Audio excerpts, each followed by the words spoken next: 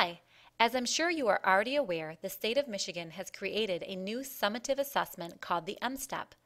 This test will be used beginning in the spring of 2015 and is short for Michigan Student Test of Educational Progress. This video is going to walk you through some of the most frequent questions and answers about the Mstep. Let's get started. In June of 2014, the Michigan legislature passed a law requiring a new summative assessment be created and implemented by the spring of 2015. This new assessment's purpose is to be reflective of our new standards and expectations for students. In the past, the cycle for creating and reviewing a new summative assessment took about 3 years to complete, as new test items are written, field tested, and then retested before they become active questions. The June of 2014 legislative decision to have the test ready by the spring of 2015 pushed that timeline for test creation to only 9 months. This new test had to be developed and implemented rather rapidly. So where did the questions come from then? This year, some of the questions are going to come from the Smarter Balanced Assessment Consortium. The state of Michigan chose to go this route because they have an existing contract with SBAC and have already field tested many of their items on interim and pilot assessments in the state over the past few years. Some of the questions will also come from Michigan developed items that have already been field tested or new items that will be included in a field test on this year's assessment. Together, these questions will make up the 2015 summative assessment. The items that are field tested this year will then lend themselves to the summative assessment creation process for the 2016 Mstep. Along with anything new, there is always change. Here are the major changes that you can look forward to with the spring of 2015 Mstep. The most noticeable change will be that after many years of a paper-pencil test, the Mstep is being offered as a computer adaptive test. This adaptive test will adjust to the responses of students, much like the NWEA MAP test, allowing for a more accurate understanding of each student's progress. The state is still offering a paper-pencil test to students in districts who may not be tech-ready at this time. Your students will see new types of questioning on the Mstep. For this reason, it is important to review the practice assessments with your students, allowing them to become familiar with the layout and technology tools before their assessment time. Students can expect to see traditional multiple choice, short answer, matching, two-part questions, and questions with multiple correct responses. The test will now have some built-in accommodations, including text size, background colors, text-to-speech where appropriate, and calculators where appropriate. The largest formatting change you will see on the new Mstep test is the addition of classroom activity and performance tasks for the ELA and math assessments. These tasks will be optional for the 11th grade test due to time constraints. The Science and Social Studies test will remain much the same, with Michigan-developed items only and no major changes in format.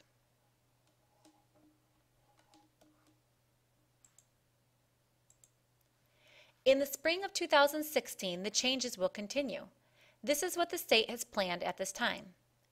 In the spring of 2016, more of the Michigan-developed field test items from the 2015 assessment will be included on the Mstep. New content from a national testing group will be included. This contract has not yet been secured with the state. Common names in the game are SBAC, NWEA, Pearson, and Park. The name of the assessment will remain the Mstep even as the content shifts. The state is also looking to develop tests for the 9th and 10th grades, as well as rating interim assessments for all K through 12. Now let's look at the tests by grade. Here is a chart from MDE outlining the spring 2015 tests for each grade level, their components, and the time it will take to complete each component. Please notice in ELA and math that there are 3 components. In science and social studies, there are 2 parts. And in the 11th grade, all subjects are included in addition to the college entrance and work skills assessments. Obviously, these will not all occur on one day. Your building administration will be working to develop a testing schedule that meets the state guidelines for testing windows and your building needs. Now let's look a little more at the classroom activity and performance task. Each item is a part of a two-part process. First, you will complete the classroom activity with your students. This activity is completed with the whole class. It is not on computers. It will last for about 30 minutes, and it will be completed before the performance task.